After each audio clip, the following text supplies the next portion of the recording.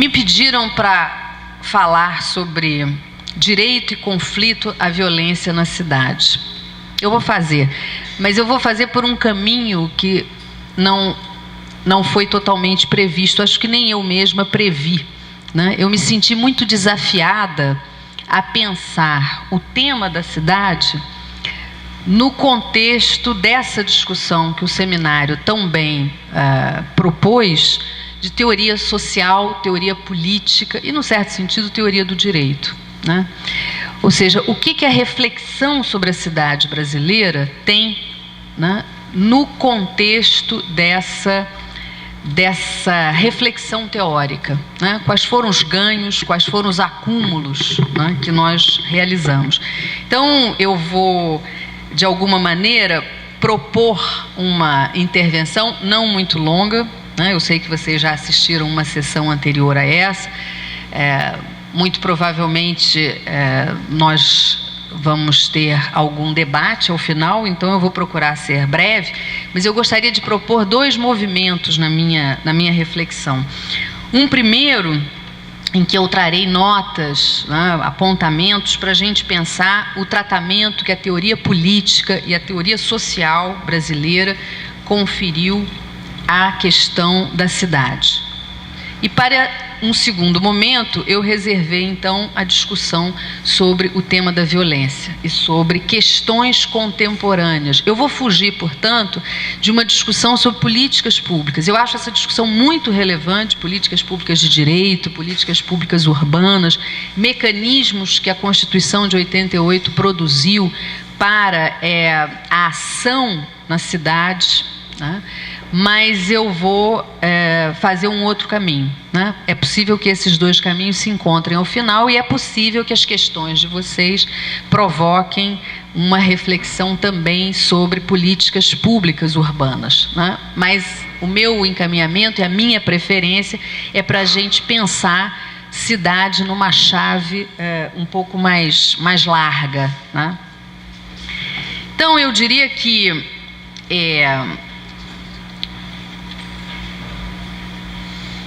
eu começaria com a afirmação de que a institucionalização das ciências sociais brasileiras, que se deu por volta dos anos 30 e em São Paulo, né, ela teve um efeito curioso, né, de despolitizar a reflexão sobre a cidade, né? Havia uma tradição de reflexão sobre o mundo urbano brasileiro, que era uma tradição que vinha se acumulando no século XIX e que a construção da universidade em São Paulo, com seus departamentos de pesquisa e com uma agenda de pesquisa que eu já tratarei logo, né, produziu uma intervenção que rompeu com essa tradição anterior, com a tradição precedente, né? Como é que era essa tradição? Ou seja, como é que se pensava a cidade no século XIX? Eu diria que até então o pensamento sobre a cidade no Brasil aproximava esse tema de uma tradição que era a tradição jurídica, né, de pensar a cidade como um lugar de conflito, que tem a sua origem no humanismo cívico, ou seja, que tem um recorte que é basicamente de produzir sobre a cidade uma observação, né, política e administrativa. Eu vou dar um exemplo. Um exemplo interessante porque não digamos, recorrente, né? O exemplo é Joaquim Nabuco. Joaquim Nabuco, vocês sabem que ele tem uma obra variada, né? Mas eu vou mencionar não a história e a reflexão que ele faz biográfica sobre o pai dele, mas a reflexão da sua formação. Em minha formação, há muitas leituras, mas em minha formação é possível surpreender uma discussão sobre modelos de organização urbana e vida política, né? Ou seja, Nabuco tem uma trajetória, não sei se todos já leram esse livro, né? Minha formação é um livro indispensável, né? É um livro muito bonito, é uma espécie de romance autobiográfico de formação, né? É onde Nabuco menciona a sua trajetória, desde estudante, como é que ele se tornou interessado por questões de direito, como é que ele se tornou um membro do parlamento, como é que ele lutou na causa abolicionista e, por fim, como ele estava pensando em se retirar da vida pública após a proclamação da República. É claro que a gente sabe que 10 anos após a publicação desse livro, ele retorna, ele estava num certo ostracismo político, mas ele retorna à vida pública brasileira por um chamamento da República, né, dos poderes constituídos, dos poderes republicanos. Mas até então, quando ele escreveu esse livro, ele estava bastante desencantado, né? Ele achava que a tradição imperial de construção do Estado, de construção do público, o direito público brasileiro, eram patrimônios que a República destruiria, né, que havia introduzido uma marca jacobina, né, na reflexão brasileira, que era inteiramente alheia, estranha às nossas tradições culturais. Portanto, Nabuco tem uma reflexão importante nesse livro. Para quem não leu, eu posso garantir que vocês vão se surpreender, porque é um livro muito divertido, muito interessante e talvez uma das peças literárias mais bem construídas, né, no Brasil. Então eu recomendo fortemente. Mas esse livro contém as viagens juvenis de Nabuco.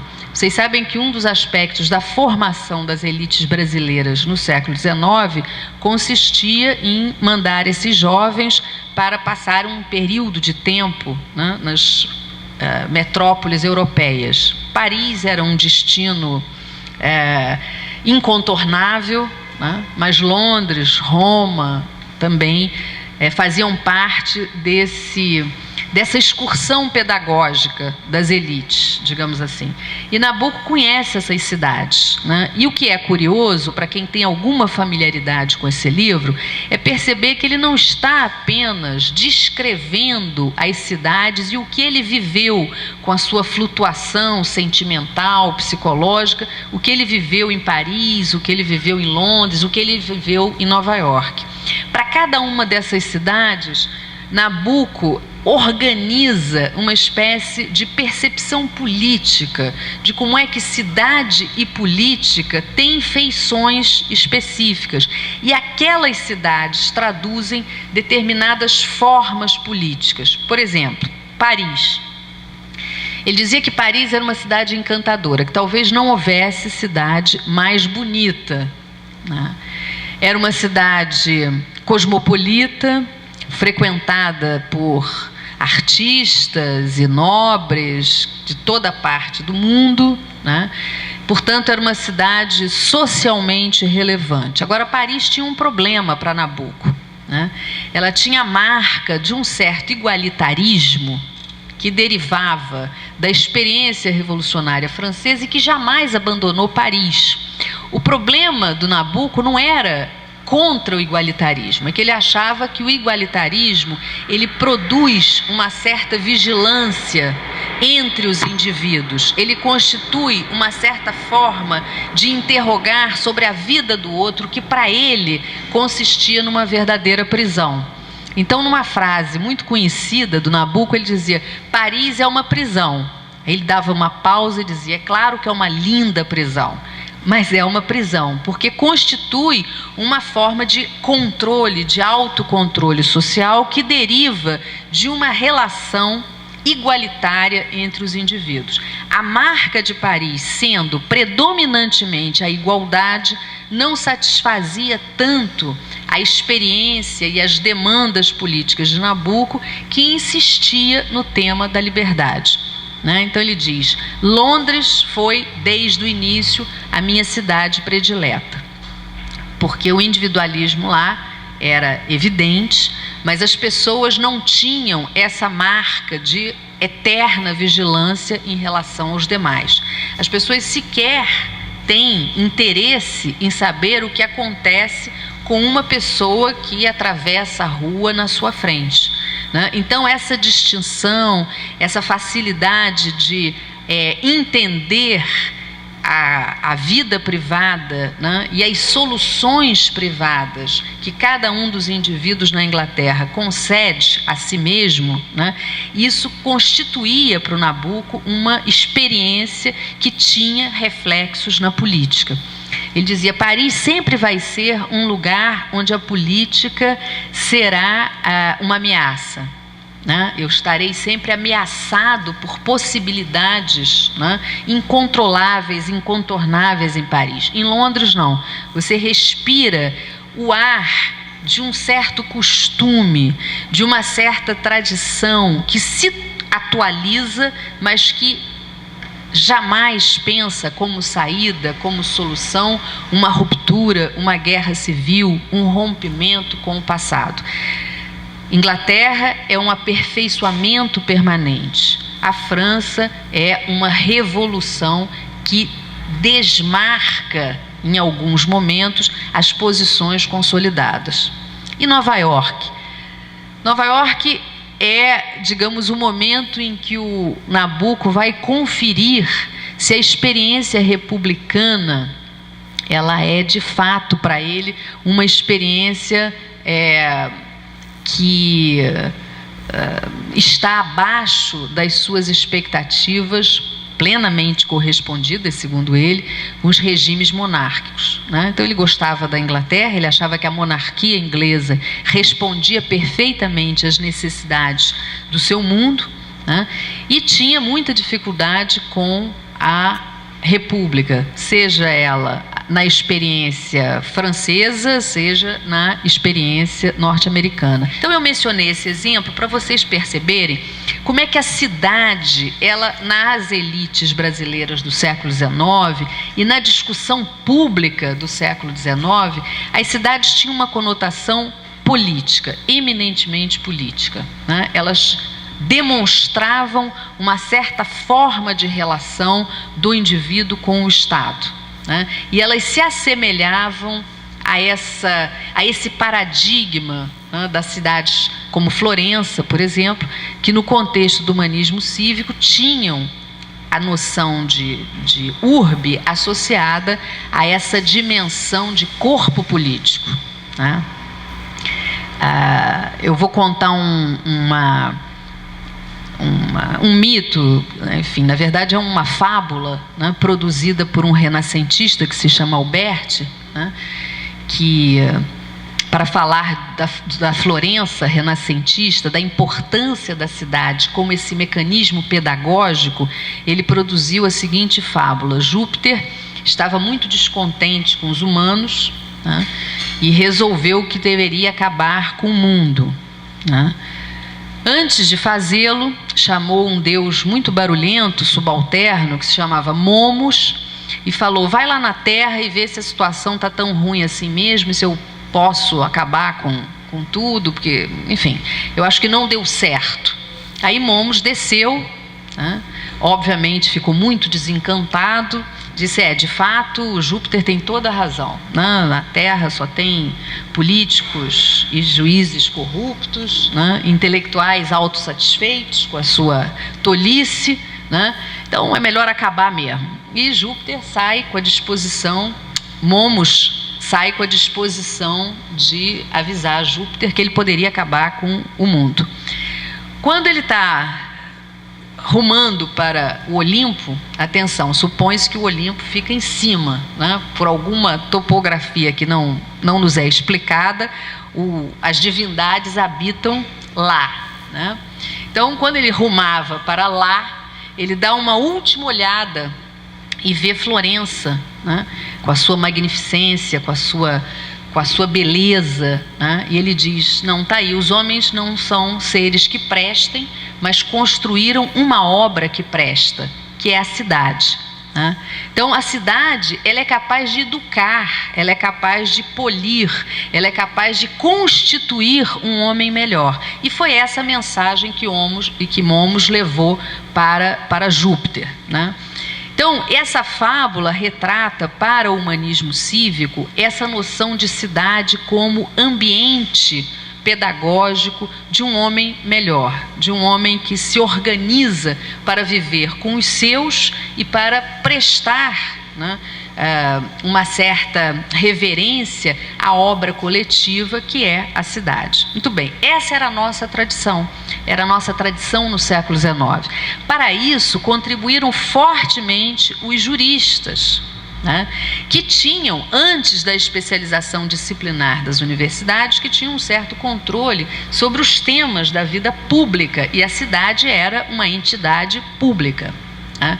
Se vocês lerem Oliveira Viana, esse eu imagino que vocês todos tenham lido, que é Populações Meridionais, né? Esse livro, que começou a ser escrito em 18, né, foi editado em 20, está lá no cartaz como a grande obra do Oliveira Viana. Se vocês observarem, a bibliografia do Oliveira Viana são monografias, na sua grande maioria, de autores que discutem sobre pequenas cidades brasileiras, né, que discutem sobre municípios que têm algumas configurações relevantes para a organização ou a não organização do Estado no Brasil. É claro que o tema do Oliveira Viana não são as cidades, né? Ele está falando das clientelas, dos clãs parentais, ele está falando de um outro mundo, do mundo rural, né? Mas ele sabe que a dimensão, né, dos estudos monográficos sobre as pequenas cidades, sobre os municípios, é um patrimônio da produção intelectual brasileira oitocentista, tá? Então, essa é uma chave de conhecimento que foi sendo perdida na medida em que a ciência social foi se institucionalizando. Porque os temas das ciências sociais e, sobretudo, da ciência social produzida no ambiente universitário de São Paulo, foi uma ciência social basicamente voltada para as circunstâncias sociais da cidade, para as classes, né, para o funcionamento dos aglomerados urbano-industriais. Quer dizer, era uma outra problemática, né, que se inscrevia, digamos assim, na agenda de produção universitária, né. Aí vocês dirão, bom, mas então é porque o mundo havia caminhado, né? Uma coisa é você pensar os intelectuais dos anos 1870, 1880, até 1920, como Oliveira Viana, e outra coisa é você pensar 1930 em diante, onde o mundo inteiro já conhece uma especialização disciplinar e onde a Universidade de São Paulo trará, né, em absoluta sintonia com essa tendência, uma perspectiva de organização distinta do tema, né? Mas eu diria que essa foi uma luta, né, muito acirrada no contexto da produção intelectual brasileira. A USP não deslocou tão facilmente assim essa tradição. Essa tradição continuou, por incrível que pareça, em torno de uma revista, que eu não sei se vocês conhecem, que se chama Revista Brasileira de Estudos Políticos, que é uma revista tradicional cujo núcleo, né, era organizado em Minas Gerais, né, na Universidade de Minas Gerais, em torno de um jurista que se chamava Orlando de Carvalho, que prosseguiu, né, com a organização dessa revista. Essa revista tem uma importância na ciência política brasileira que hoje cada vez mais se desconhece, né? Então, se imagina que quando a USP chegou, ela imediatamente encontrou um território vazio onde ela pôde produzir uma reflexão sobre cidade sem qualquer debate ou sem qualquer fricção com posições intelectuais estabelecidas. Isso não é verdade. Foi uma luta forte, firme, que durou muito tempo e que se deu exatamente entre um tipo de produção, né, que estava nucleada em Minas Gerais, em torno da figura de um jurista, né, que estabeleceu um aparelho, né, como a revista, que é um órgão, né, de organização de posições intelectuais, né, e que foi difícil para a USP, nesse momento, deslocar, né? Eu lembro que sobre cidades no Brasil, 2 livros também de juristas tiveram um impacto extraordinário. Vitor Nunes Leal, né? Vitor Nunes Leal é um autor, né, que estabelece que a cidade poderá redimir, digamos assim, esse estado de coisas clientelista, né, porque será capaz de, pela educação que o mundo urbano introduz, né, libertar, emancipar o homem das suas tutelas. Né? Então esse é um discurso frequente, é um discurso presente, é um discurso que tem lastro na sociedade brasileira. Né? Ele cria, né, uma tensão com a produção universitária. O próprio Raimundo Fauro, né, que também tem uma viagem muito maior do que a discussão sobre cidade e processos eleitorais, né, ele também tem, ao final dos anos 50, né, a percepção do que significaria o mundo urbano. Na chave do Fauro, o mundo urbano não é somente a educação cívica, é também um lugar de afirmação dos interesses mercantis, né, que ele tanto preza contra esse mundo estagnado, esse mundo da burocracia portuguesa, enfim, esse mundo de pouca efervescência, né, em que as instituições tampam, arrefecem o dinamismo social.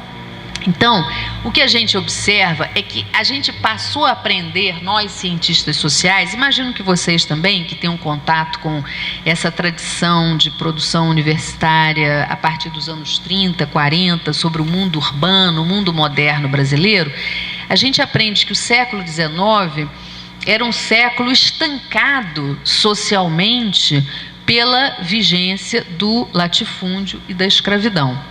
Né? E os juristas estavam tentando contar uma história, né, em que as cidades brasileiras ainda tinham traços de efervescência, ainda eram segmentos nesse mundo público e nessa história pública brasileira com muito punch, com muita força. Né? Eram, digamos, municipalistas, né, que tentavam atravessar a reflexão universitária brasileira com esse temário. Veja, eu não estou dizendo que a produção de São Paulo não foi relevante, ao contrário, não só foi relevante, como foi revolucionária. Ela trouxe a discussão sobre classes, né, sobre desenvolvimento urbano industrial. O que eu estou dizendo é outra coisa, é que ela não encontrou um território vazio, né, uma reflexão, digamos assim, esvaziada de interesse, né, no que se refere ao tema da cidade. Né? Ela teve que disputar com esses autores, disputar com essa tradição um lugar. Né? Então, o que a gente observa é que, progressivamente, ela foi construindo a sua presença a partir dos anos 40. Os primeiros resultados dessa produção de São Paulo ainda não são, evidentemente, os resultados de Florestan Fernandes e dos sociólogos que nós conheceremos como representantes da produção universitária sociológica de São Paulo. Né? Ainda são antropólogos que vieram para o Brasil, né, e que começaram a discutir as pequenas cidades, os pequenos municípios. Né? Só que ao invés de o fazerem como faziam os autores citados, por exemplo, por Oliveira Viana, né, eles vão discutir as relações culturais que propiciam ou não propiciam mecanismos de individualização em contextos familísticos. Né? Essa é uma literatura que está se perdendo no Brasil. Né? Eu cito, por exemplo, Villens, né, Pearson. Né? São autores, antropólogos que vieram para o Brasil e se localizaram em pequenas comunidades, tentando entender o movimento, o processo de secularização, de modernização em todas elas. O mais conhecido acabou se tornando Antônio Cândido. Né? Antônio Cândido, que fez uma belíssima tese de doutorado sobre os parceiros do Rio Bonito, né? E que obviamente está no rastro dessa discussão. né, de pequenas comunidades que conhecem um processo de modernização, que vão se arranjando, digamos assim, comunidades urbanas com segmentação, com diferenciação de classe, enfim, vão se modernizando.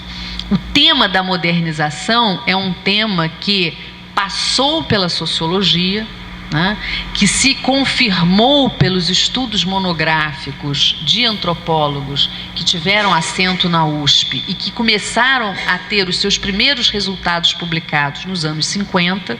Né? A discussão política, né, foi esvaziada progressivamente por uma discussão da cidade que a toma apenas como uma referência sociológica, né? E a partir daí, desde os anos 60, né, o tema é modernização, já agora com uma dificuldade adicional, né, que após o golpe de 64, a cidade se tornou uma entidade sociológica, né, não era mais uma entidade política. Né.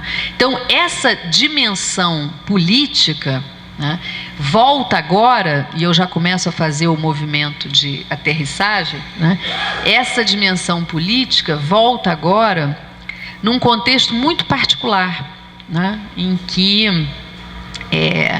no mundo todo se discute a falência, digamos assim, heurística de alguns conceitos da sociologia, dentre eles cidade, trabalho, né, que eram conceitos que vertebravam essa sociologia urbano-industrial.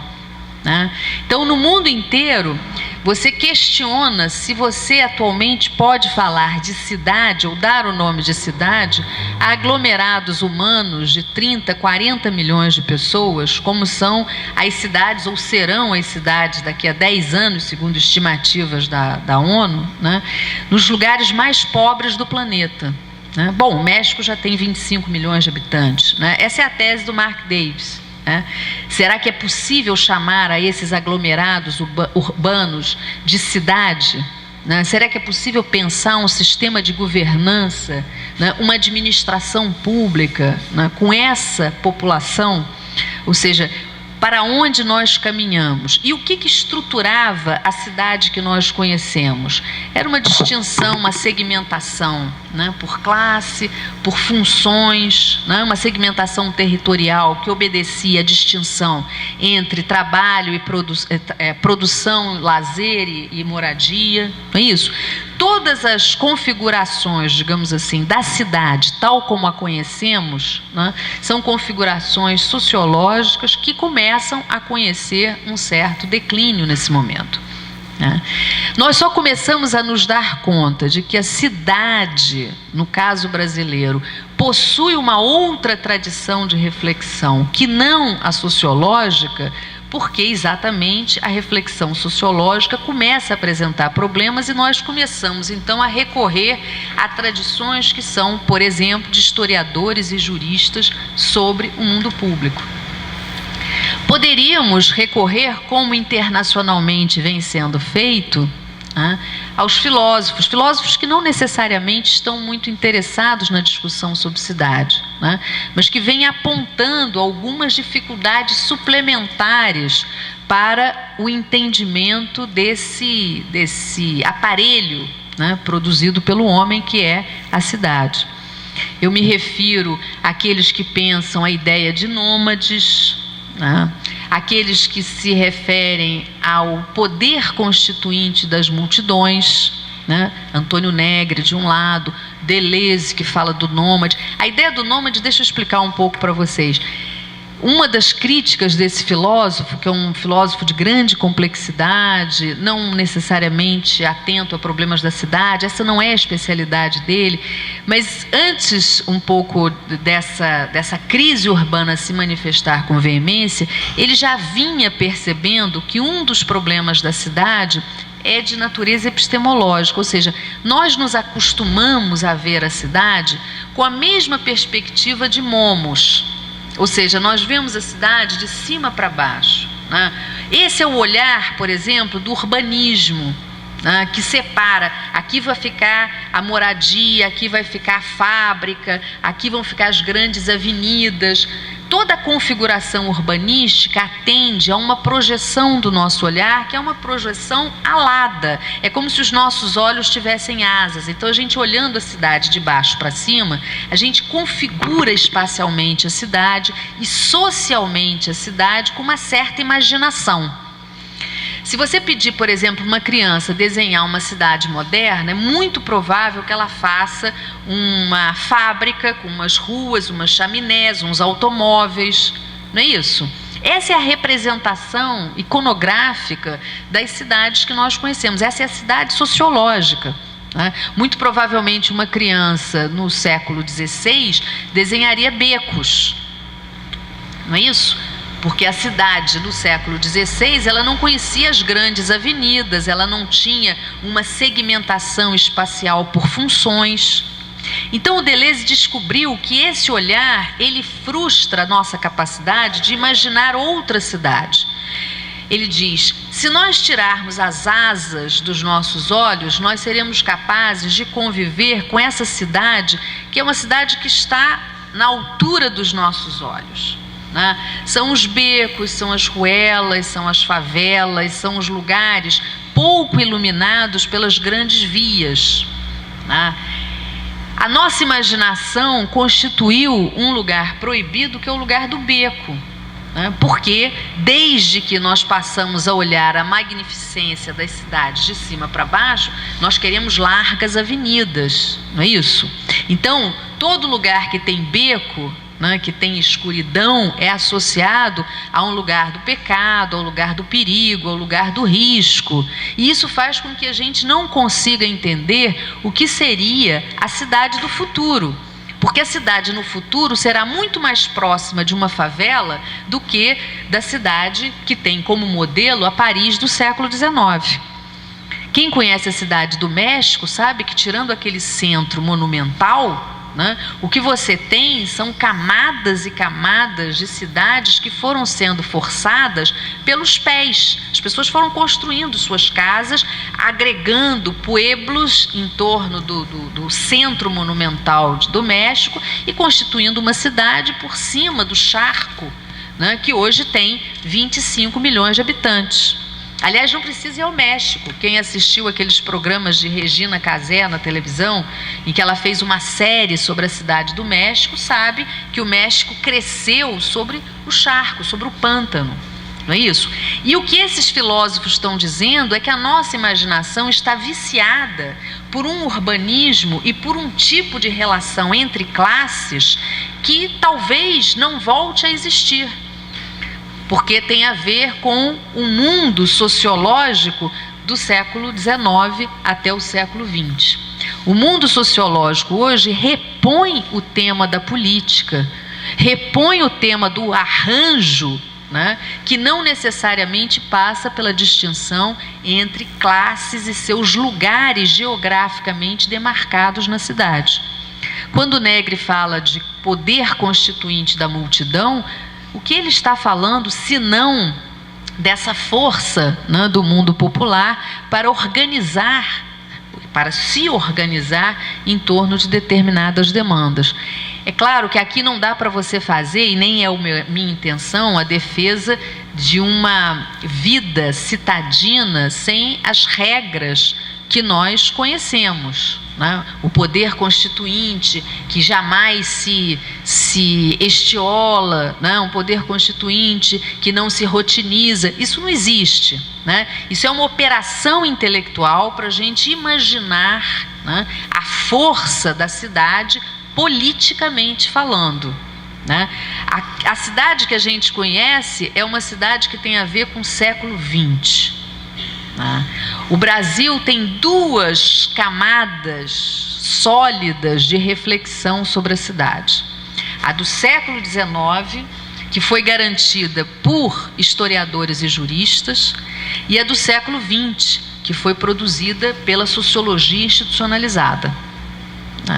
Agora está na hora de deixarmos os filósofos e os políticos imaginarem como seria esse acordo com as nossas tradições, por um lado, e, por outro, com o mundo que está por vir. Muito obrigada.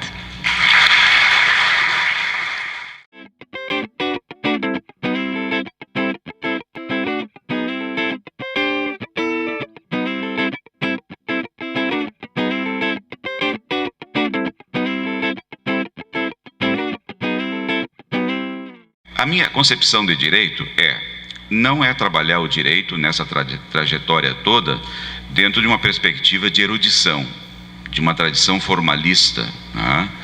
Não é ver o direito como um sistema que auto se reproduz, né? Não é uma concepção de direito que vem de cima para baixo. Trabalhar a cultura jurídica através dos grandes códigos, do que os juristas falaram ao longo dos tempos, né? Os grandes intérpretes do direito, né? O que disse Teixeira de Freitas no século XIX, ou o que disse Pontes de Miranda no século XX, né? Não é em cima de juristas e de códigos, né? Mas é trabalhar a concepção de direito a partir das lutas sociais, a partir de uma visão sociopolítica. Isso implica em uma reinterpretação das fontes do passado, né? Sobre um viés da interdisciplinariedade, o social, o político, o econômico, o antropológico, etc. E de uma reordenação metodológica, em que as instituições jurídicas sejam descritas sobre um viés desmitificador. Para atingir esta condição histórico-crítica sobre determinado tipo de sociedade e suas instituições jurídicas, impõe-se visualizar o direito como um reflexo de uma estrutura pulverizada, não só por um certo modo de produção da riqueza e por relações de forças societárias, mas, sobretudo, por suas representações ideológicas, por práticas discursivas hegemônicas, manifestações organizadas de poder e por conflitos entre múltiplos atores sociais. É dentro dessa perspectiva que abro, então, 2 momentos para reflexão.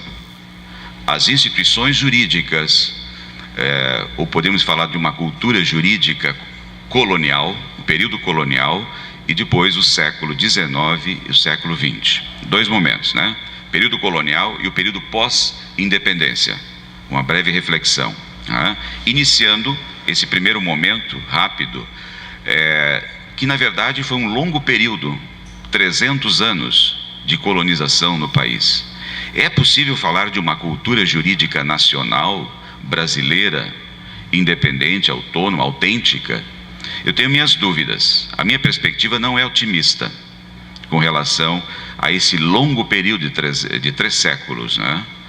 Num contexto em que o sistema produtivo, poderíamos colocar assim, estava fundado na mão de obra escrava. Podemos falar de um escravismo colonial, para trazer uma categoria já usada nas ciências sociais e que se tornou clássica, né, em alguns autores, né, certo?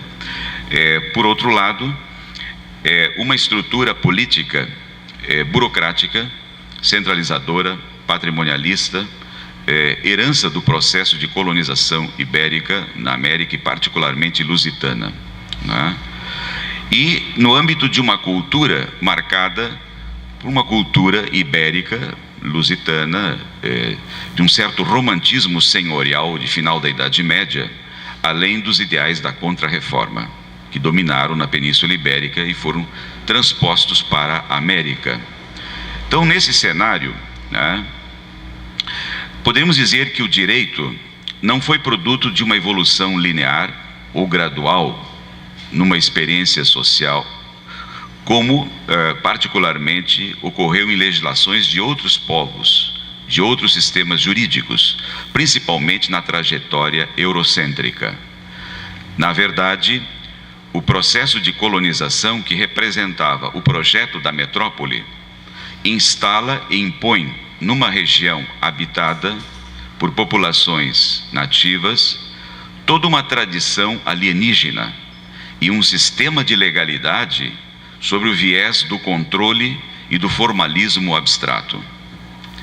O empreendimento do colonizador ibérico, caracterizado muito mais como uma ocupação do que uma conquista, trazia consigo uma cultura considerada evoluída, herdeira de uma tradição jurídica milenária, advinda do direito romano. O direito português, enquanto expressão maior do avanço legislativo na Península Ibérica, acabou se constituindo quase que exclusivamente no direito brasileiro colonial. Isso é muito importante termos em conta, né? A falta de um direito nacional. Analisando as raízes culturais da legislação brasileira, escreve o professor já falecido, né, saudoso professor Machado Neto, que dos 3 grandes grupos étnicos que constituíram a nossa nacionalidade, indígenas, afros e brancos europeus, tão somente a do colonizador luso é que trouxe uma influência dominante e definitiva à nossa formação jurídica. É no contexto colonial de uma economia de exportação e de estrutura social constituída em grande parte por populações indígenas e por escravos africanos alijados do governo e sem direitos pessoais que se deve perceber os primórdios de um direito essencialmente particular, cuja fonte repousava na autoridade interna dos donatários, que administravam os seus domínios como feudos particulares.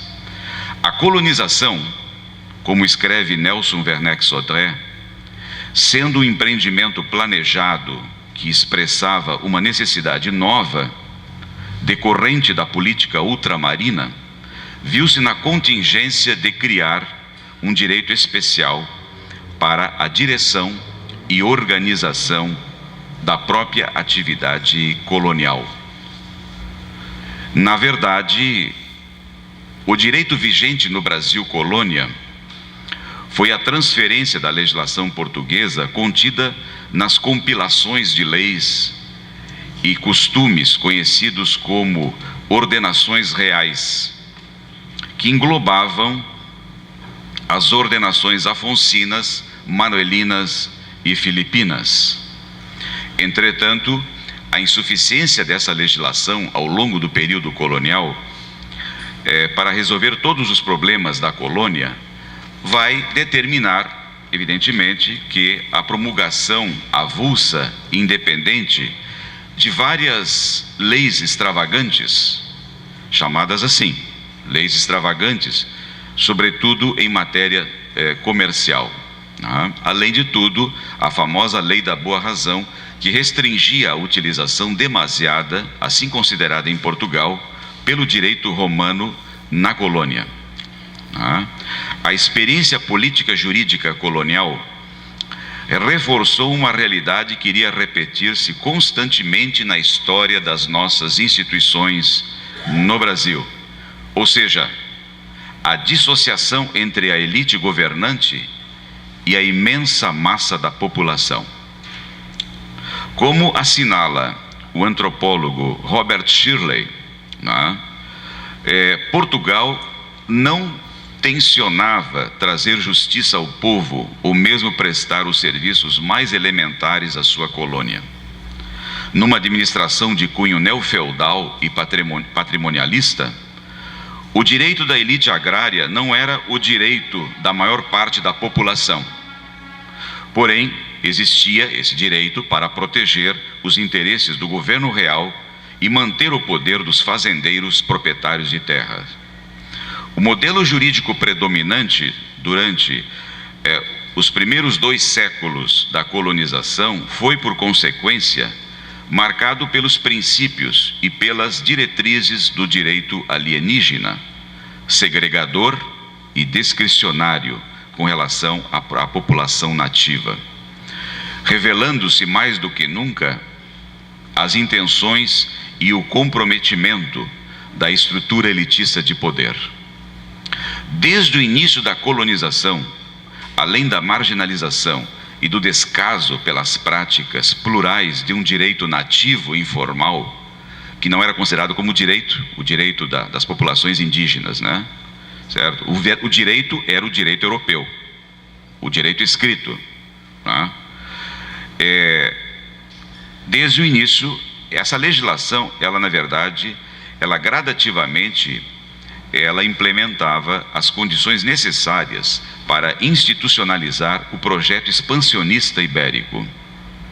A consolidação desse ordenamento formalista e dogmático está calcada doutrinariamente, num primeiro momento, no idealismo justnaturalista e, posteriormente, na exegese positivista. Em suma, para tentar fechar essa reflexão breve do período colonial, o avanço por esse cenário histórico possibilita, criticamente, reconhecer também o papel desempenhado pelos operadores, tendo presente uma estrutura econômica marcada por práticas mercantilistas e escravistas, bem como por uma montagem político-administrativa semifeudal, patrimonialista e elitista, cuja dinâmica histórica incorpora e implementa o direito alienígena colonizador. No entanto, para que esse ordenamento formal funcionasse, se fazia necessário um aparato institucionalizado composto de operadores profissionais, né? E aí existem trabalhos clássicos, né, do período colonial, como a obra do brasilianista Stuart Schwartz, onde ele faz uma análise belíssima da magistratura portuguesa, dos primeiros tribunais de justiça no Brasil e o Tribunal Superior na Bahia, chamado Tribunal da Relação, né? Isso na metade do século XVII, uma belíssima obra, né? Burocracia e Magistratura no Brasil Colonial, alguma coisa assim, tá? É um clássico de uma sociologia da administração da justiça no período colonial, tá? Além desse trabalho, né, como nós não temos tempo de entrar nessa análise, as pesquisas do professor Arno Verlang, né, sobre o Tribunal da Relação do Rio de Janeiro, que vai ser criado 100 anos depois do Tribunal da Bahia, né? Isso já em 1700 e na metade do século XVIII. Os dois grandes tribunais da relação, os dois primeiros, né, no período colonial. Então existem estudos, investigações muito ricas, né, sobre esses tribunais, né? Muito bem. Então, seriam alguns aspectos do período colonial.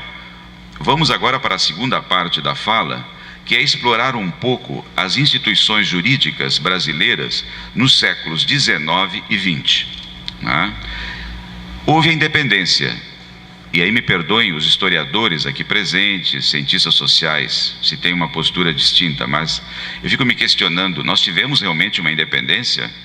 Até que ponto houve uma independência econômica? Talvez jurídica, mas houve econômica e política quando deixamos de estar amarrados à metrópole lusitana e caímos nas mãos do grande império, falando economicamente, do grande império britânico, né? A Inglaterra, a grande potência do século XIX, ela tinha interesse na independência dos povos latino-americanos, né? É evidente, Portugal e Espanha prejudicavam os seus interesses além-mar. Ela já tinha suas possessões na África, na Ásia, né? Mas a América Latina era dos espanhóis e dos portugueses, né? Então, nesse processo de independência, o nacionalismo latino-americano, do início do século XIX, a questão é até que ponto se houve realmente uma independência política real, efetiva, né? Porque estávamos amarrados. E não houve assim uma mudança estrutural profunda na sociedade com a independência, né? Foi um arranjo político que interessava aos setores dominantes da sociedade brasileira na época, né? Grande parte da população estava alijada do processo. E nós vamos ver isso que vai se repetir ao longo da história. A República, o povo não participou da República, né? José Murilo de Carvalho não nos traz essas investigações, essas leituras nesse sentido, né? E quem fez, a República foi feita por uma elite castrense, né?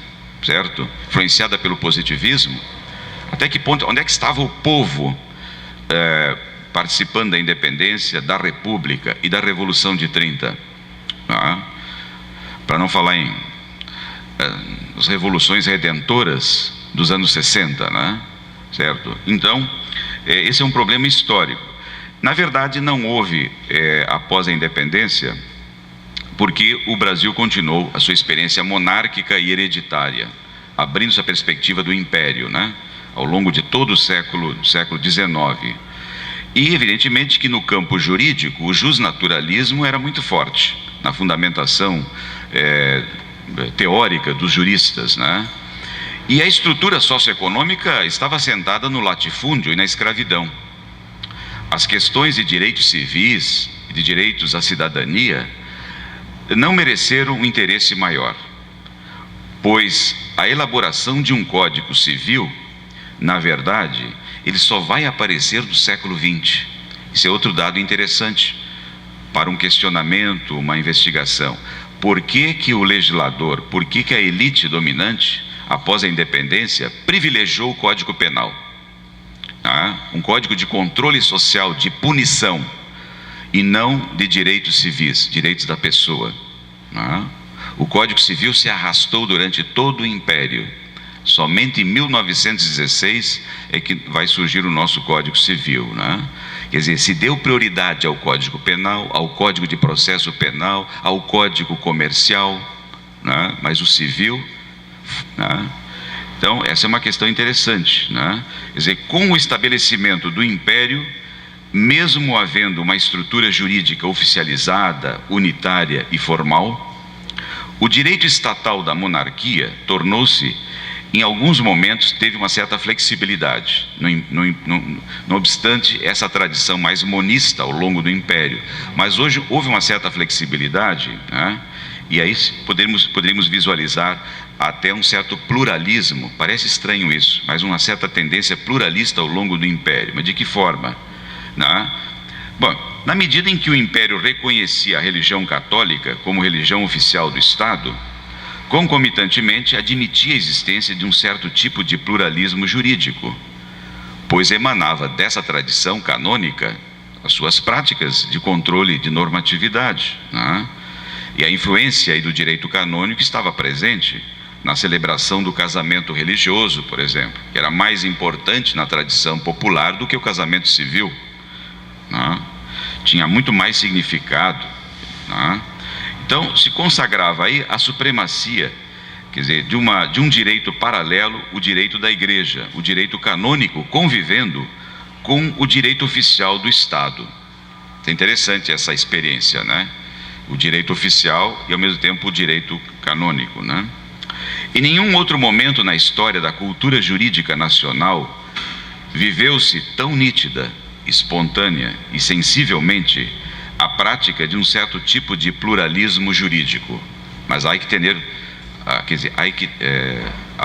ter cuidado com relação a essa visualização do pluralismo no Império, O pluralismo jurídico do Império, que foi reconhecido e igualmente permitido pela estrutura oficial do poder monárquico, não refletiu, entretanto, se vamos admitir que houve um certo pluralismo jurídico no Império, não é um pluralismo jurídico progressista. Não refletiu qualquer avanço de práticas extra-legais ou informais de cunho comunitário ou popular. Não se pode falar de um direito informal popular, nada disso, Certo? Se houve um pluralismo, foi um pluralismo conservador, elitista. Certamente tratava-se de um pluralismo ideologicamente conservador que reproduzia tão somente a convivência das forças dominantes entre o direito do Estado e o direito da Igreja. E essa trajetória do Império, ela é muito rica,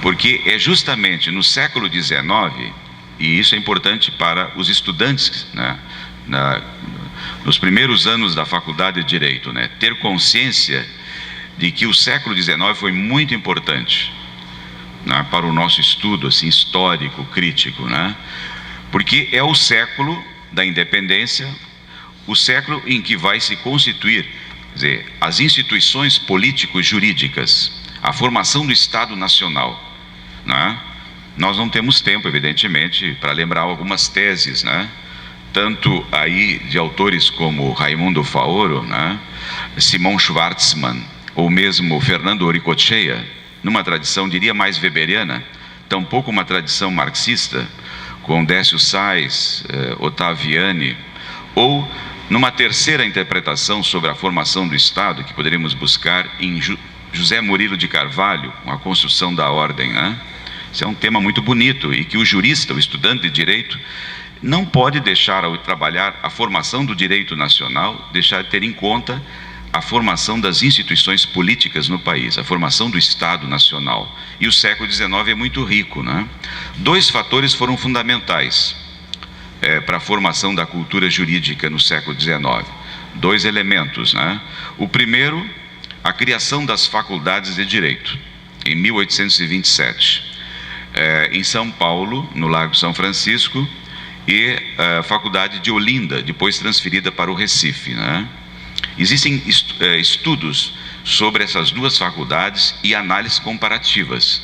O estudo, por exemplo, sobre o Largo de São Francisco, talvez um dos mais preciosos, do ponto de vista das ciências sociais, é o do professor Adorno, Sérgio Adorno, né? Os aprendizes do poder, muito interessante, né? Como os bacharéis de direito vão se projetar na vida política nacional e vão ocupar funções importantes no primeiro, segundo, terceiro escalão.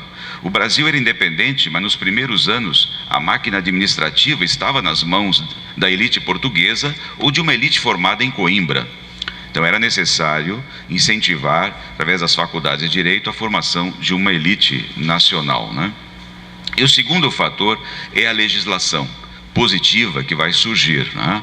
O Código de Processo Penal, o Código Penal de 1830, que é o reflexo dos liberais, né? É uma vitória dos liberais sobre os conservadores. E introduz pela primeira vez no Brasil, através da legislação penal, o chamado princípio da legalidade, que já era uma conquista na Europa, foi um reflexo do iluminismo reformista, né? O princípio da legalidade. Nullum crimen sine lege, nulla pena sine lege, né? A humanização das penas, né? O Código de Processo Penal, 1 ano e pouco depois, foi um avanço ainda maior dos liberais. Era uma vitória redundante dos liberais sobre os conservadores, mas essa vitória, ela não vai dominar ao longo do império, né? Os conservadores vão reagir, né? Pois bem, então teria muita coisa para falar do século XIX, é um período muito rico na formação do Estado Nacional e do direito brasileiro, da sua positivação, dos seus códigos, né? Agora, o que me parece, não há tempo para a gente entrar em detalhes, né? O que me parece que é importante marcar é que na formação dessa legislação positiva e na construção de um bacharel, a formação dos nossos bacharéis de direito, a influência de 2 elementos importantes: de uma tradição patrimonialista, daquela herança cultural de Coimbra, né, que vai marcar, né, o bacharel de direito, e por outro lado o liberalismo no Brasil. Esse seria um outro tema assim para uma aula, mais 1 hora. A influência do liberalismo na cultura jurídica brasileira do século XIX. Mas que tipo de liberalismo? Há toda uma riqueza de análise, né? Desde o professor Vanderlei Guilherme dos Santos, com alguns trabalhos clássicos sobre os paradoxos do liberalismo no Brasil, o grupo do IUPERJ, né, dos professores investigadores, análise nesse sentido, né? Como as análises, por exemplo, muitas vezes um tanto, né, ufanista, de autores como Paim, né, Antônio Paim, etc. E, com todo respeito, mas, né, quer dizer, eu estou colocando extremos, assim, para o entendimento, né? Ou mesmo abordagens consagradas, como a da Emília Viotti da Costa, né? Sobre as tantas caras do liberalismo no Brasil, né?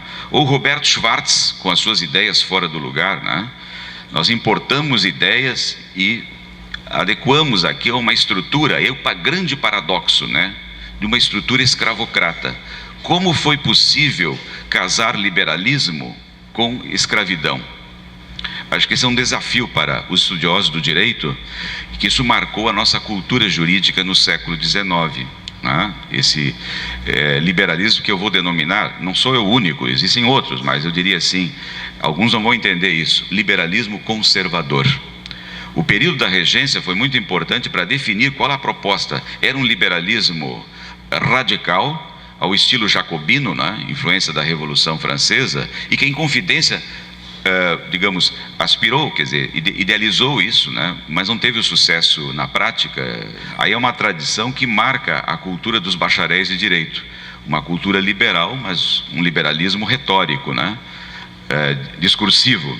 Bem, pessoal, acho que eu já passei do tempo, né? Mas não vai dar tempo para nós trabalharmos, quer dizer, só trabalhar essa questão do liberalismo, da escravidão, né?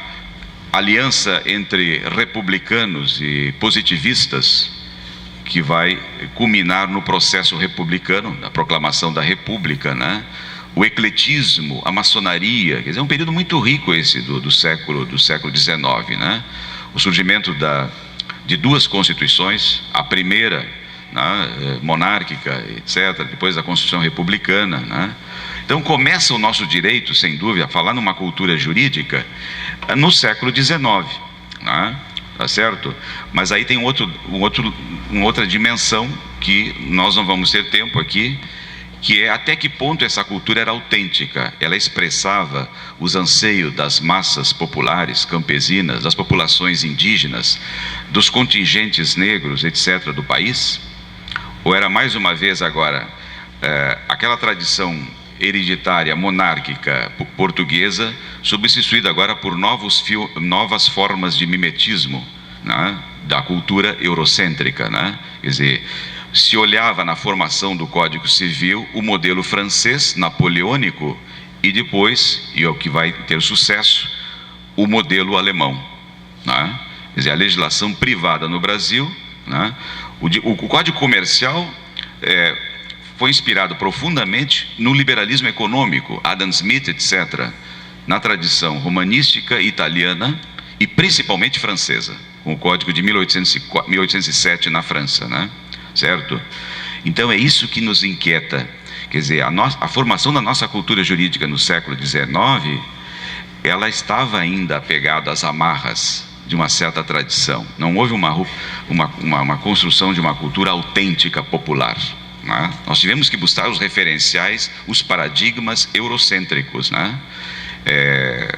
No direito privado, esse olhar muito forte ao direito alemão, a codificação alemã de 1900, né?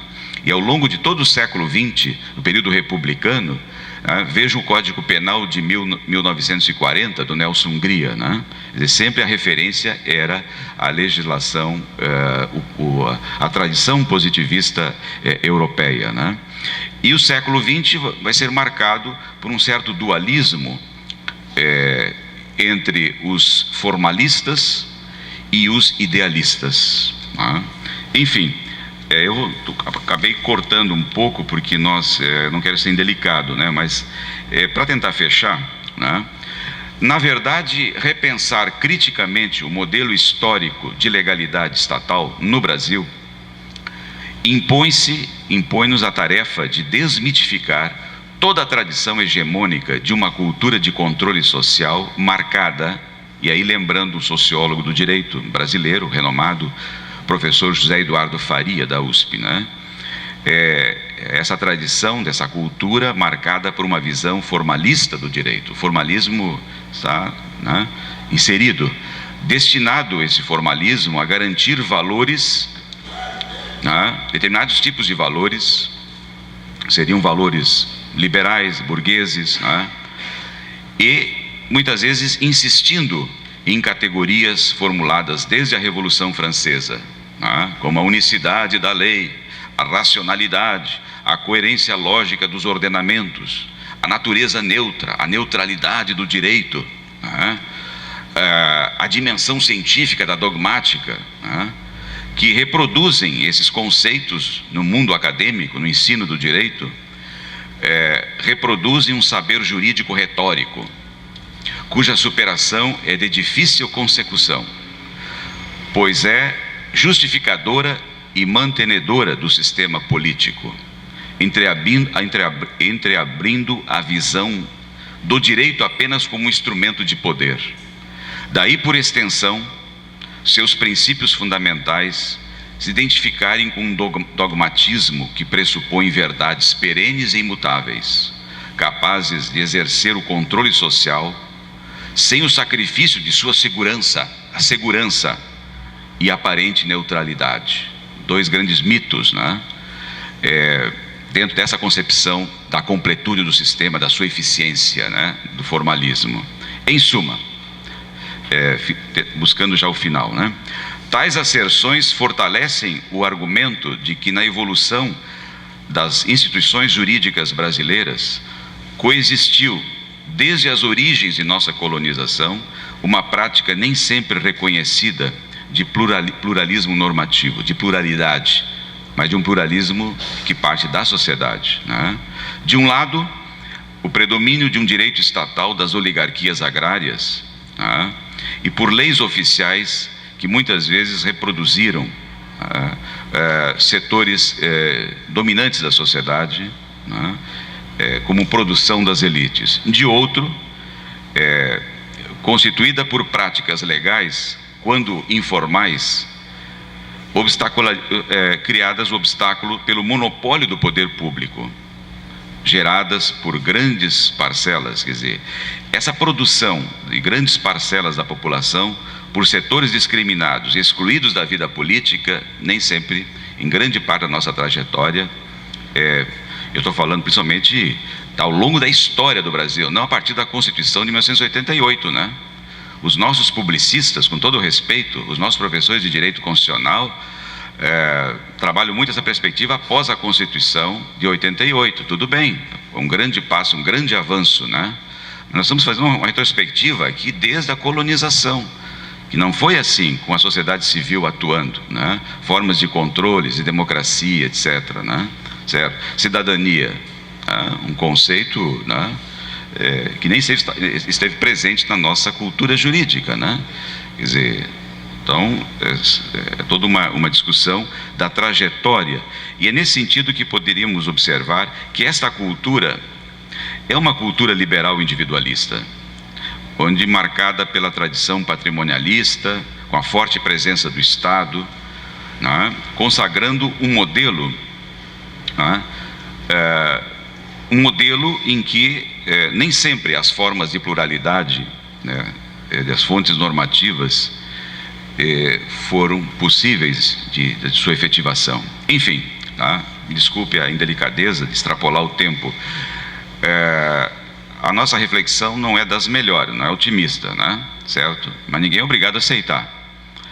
A nossa perspectiva é de que a nossa cultura jurídica no Brasil é uma cultura de tradição liberal, individualista, formalista, e está muito mais para ser conservadora. Repito, eu não estou pensando nas últimas 2 décadas no Brasil.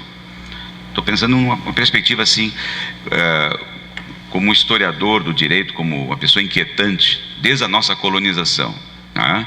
Ou seja, uma cultura marcada por uma tradição liberal conservadora. A resposta às saídas, eu precisaria que o professor Rogério me convidasse para uma outra oportunidade, para não ficar nesse discurso negativo, um tanto assim, né? Certo? De buscar as alternativas às saídas, né? As saídas para repensarmos o direito não é tão somente como querem os nossos ilustres e respeitados professores, muitas vezes de direito constitucional. A saída não é somente pelo lado institucional, de trabalhar pela efetivação da Constituição. Não, eu vejo que isso é um dado, é um ponto extremamente importante, mas a saída está principalmente na busca com a sociedade civil, com a reordenação dos espaços públicos, né? Não é voltar-se ao Estado, nessa tradição que nós temos na América Latina, né? De um Estado assistencialista, paternalista, né? Não é nem o Estado, nem o mercado, mas é pensar o direito, né? Através da sociedade civil, das forças sociais, né? Eu acho que a saída está por aí, né? Tomada de consciência, processos democráticos, descentralização, mobilização. Gostei muito da fala dos colegas do IUPERJ, né, sobre a questão da democratização da sociedade, né? Não vamos negar, não estamos aqui criticando no sentido da democracia representativa, mas buscar recuperar, redefinir, repensar processos democráticos de representação com aproximação maior na sociedade civil, com grupos, agências, movimentos sociais que nos levem a uma prática mais efetiva da democracia direta, né? Aí poderíamos pensar uma cultura jurídica mais democrática e não tão liberal no sentido conservador, né? Certo? É uma cultura mais pluralista, mais democrática, menos formalista, uma cultura jurídica, né? Muito obrigado e desculpa a indelicadeza. O que me intrigou na fala da professora Maria Alice é a questão que a senhora colocou que as cidades educam, né? E depois o professor Wilson, ele complementou isso também. E assim, talvez eu não tenha entendido muito bem, mas eu não consigo ver como essa questão das cidades, pelo menos a meu ver hoje, como por exemplo, as grandes cidades, o Rio ou São Paulo, seja qual for, muitas vezes descumprem legislação ambiental ou trabalhista, ou se não descumprem, elas arranjam maneira, não as cidades, mas as empresas, tudo que comportam dentro da cidade, arranjam manobras, maneiras de burlar mesmo, sabe? Essas coisas que a gente já viu como proteção. Então, assim, eu não vejo como que pode ser essa educação promovida pela cidade. Eu também não vejo, e também não sei como que o Estado poderia interferir nessa parte de assegurar essa educação promovida pela cidade, assumindo esse papel que a senhora colocou pra gente. Então, é isso que eu queria estabelecer. Obrigada. Para os humanistas cívicos do século XVI, a cidade educava. A gente tem que pensar que a cidade era um lugar que, para um homem que havia imaginado a sua vida para sempre restrita a um cantão agrário, né? Ou seja, nasceu camponês, permanecerá camponês, a ida à cidade era uma ida libertadora, né? E no século XVI, os grandes ideais da cidade eram ideais de constituição de uma vida cívica participativa, né? Então, nesse sentido, a cidade é educativa. É claro que quando a gente olha hoje, a gente se pergunta aonde está a possibilidade de educação, né? Isso é uma grande discussão. Eu diria que certamente não é mais como os humanistas cívicos imaginavam, né? Mas eu acho que, em princípio, o simples fato de nós termos que conviver com diferenças, né? De nós entendermos aquela ambiência como um lugar de troca cultural, troca simbólica, troca material, eu acho que isso é educativo, né? Eu acho que a gente na cidade se expõe a uma socialização, uma sociabilidade muito variada. O que significa que nos retira, por exemplo, do ambiente familiar, que é unitário, ele é muito homogêneo, né? Então a cidade é educativa porque ela é um lugar onde você amplia as suas possibilidades, né, de informação, as suas possibilidades de convivência, a sua racionalidade assume uma forma dialogal. Eu acho que esse é o grande invento que a cidade, pelo menos as cidades ocidentais, trouxeram. É a ideia de diálogo, a ideia de troca, né? Porque se a cidade não fosse uma boa invenção, certamente nós não estaríamos falando mais dela, né? É claro que ela tem muitos problemas, mas é claro que ela tem uma dimensão importante, que é a dimensão de você tentar conviver, né? Diminuindo as taxas de conflito, se solidarizando na medida do possível, reconstruindo um ambiente degradado, enfim. Eu acho que esse é o tema que as cidades contemporâneas estão retrazendo. Apenas para exemplificar, no contexto das grandes cidades europeias, todas as vezes que se caminha para uma reafirmação mais forte, né, da democracia, você tem algumas experiências de administração, né, assentadas sobre a ideia, por exemplo, de vizinhança, né? A ideia de direito de vizinhança, de vigilância que se sustenta entre vizinhos, de organização de bairros, não apenas o associativismo tal como nós conhecemos e que tem a ver com os anos 70, os movimentos sociais urbanos, mas a ideia mesmo de que vizinhos podem ser uma força material e simbólica no rearranjo da cidade, principalmente cidades muito grandes, né? As cidades que têm a configuração que um sociólogo alemão chamado Simmel, né, ele trouxe a ideia de metrópole, né? As metrópoles para Simmel não eram sinônimo de grandes cidades. As metrópoles que estavam na cabeça do Simmel eram, por exemplo, a Paris do século XIX, Berlim, que eram cidades que deixavam as pessoas totalmente eletrizadas tanto de informação que elas tinham. Londres, ao contrário, e nesse sentido é muito parecido com a observação de Joaquim Nabuco, é uma grande cidade, mas não necessariamente uma metrópole. Por quê? Porque ela mantém aspectos da tradição, né? Ela mantém, por exemplo, a ideia de vizinhança. Londres é como se ela fosse constituída por bairros, né, que se encontram em parques que têm uma configuração muito especial nessa cidade. Então, os alunos que nascem num determinado bairro estudam na escola local. Você ainda tem uma cidade que tem não sei quantos milhões de habitantes, mas que a distribuição do pão, do leite, né, atende a características daquela localidade. Enfim, eu estou chamando a atenção para o fato de um redesenho de apropriação popular da cidade, que passa pela valorização da vizinhança e que pode ser uma via de reeducação cívica e participativa, desde que a gente esteja aberto para isso. Muito obrigada.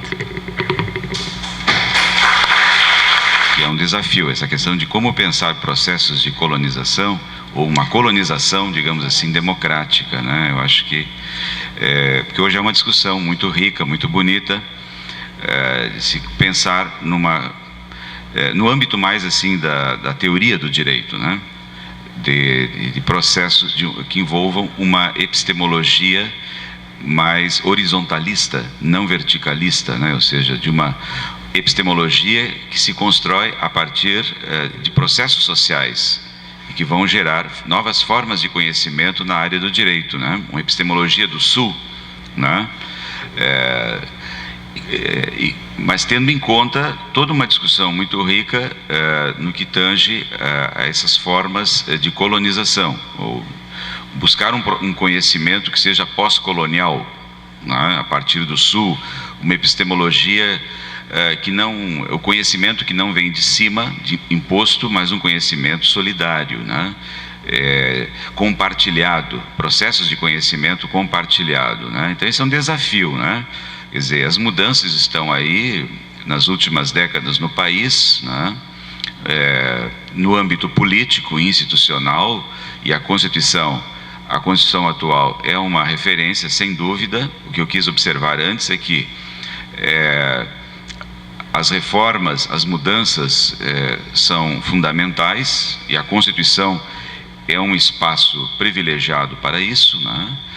Mas que essas mudanças não podem ser tão somente, ainda que necessárias, num âmbito institucional, numa discussão que deve passar, evidentemente, a nível do parlamento, do legislativo, né?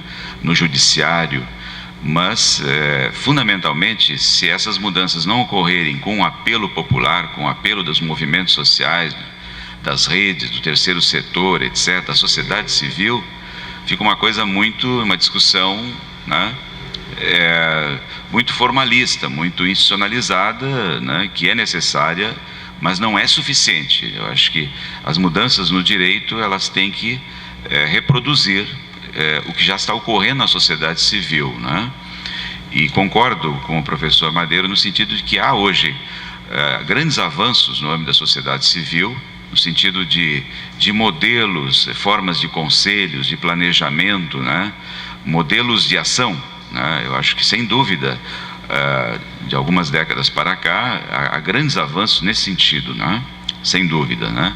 Mas a nossa preocupação como professor, como investigador na área do direito, com essa dimensão interdisciplinar, é ver como trazer também essas mudanças para o âmbito de uma tradição jurídica que tem se modificado, tem se tornado mais aberta, mas ainda é muito formalista na leitura que eu faço, né?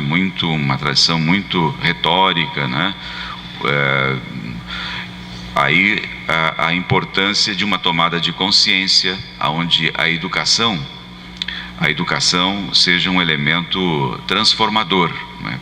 Tomada de consciência para a libertação, né? Lembrando um pouco Paulo Freire, né? Quer dizer, isso temos que trazer para o direito, no âmbito da discussão acadêmica, e o que está fazendo aqui a Faculdade de Direito, com o apoio do mestrado, da pós-graduação, acho que realmente É isso aí, está correto, quer dizer, no sentido de que merece todo o elogio, né? É introduzirmos esse diálogo, né? Esse diálogo democrático, interdisciplinar com as outras áreas, né?